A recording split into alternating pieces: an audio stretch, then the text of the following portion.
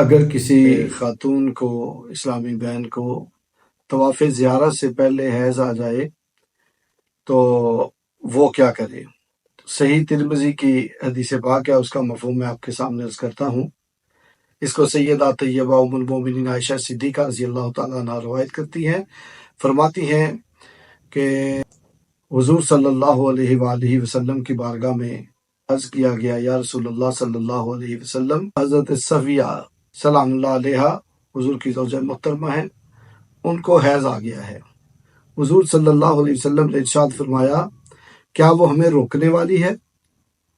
تو عرض کی گئی، یا رسول اللہ نہیں، انہوں نے طواف زیارہ کر لیا ہے۔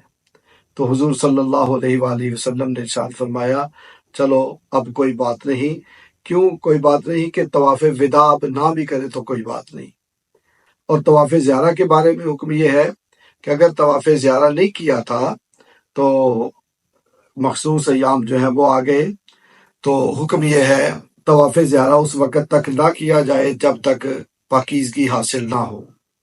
بے شک یہ جو دن ہے گزر جائیں، یعنی 10ویں، 11ویں اور 12ویں، یہ 12ویں کی شام تک طواف زیارہ ہوتا ہے۔ اگر دن گزر بھی جائیں اس کے تو پھر بھی کوئی حرج نہیں، بعد میں بھی طواف زیارہ خواتین کر سکتی ہیں۔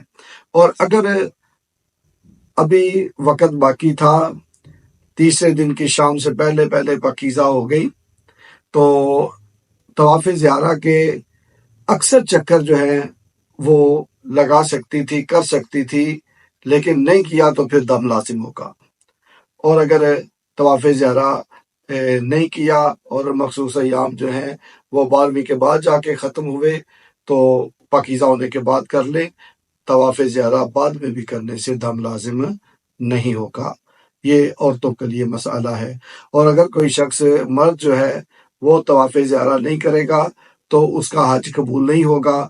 اور اگر وہ طواف زیارہ تو کر لیتا ہے لیکن سعی نہیں کرتا، تو جب سعی نہیں کرے گا تو اس پر دم لازم ہوگا۔